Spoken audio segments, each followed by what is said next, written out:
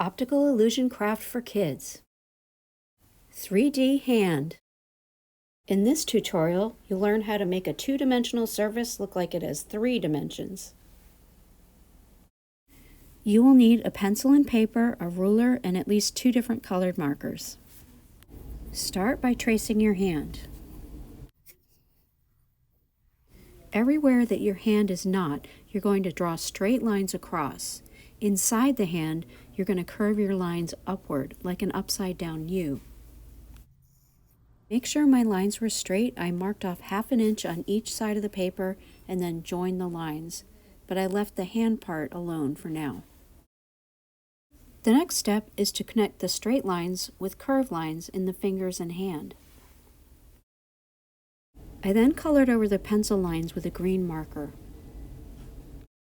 Then I filled in the spaces with yellow and pink. And there you have your 3D hand. Thanks for watching.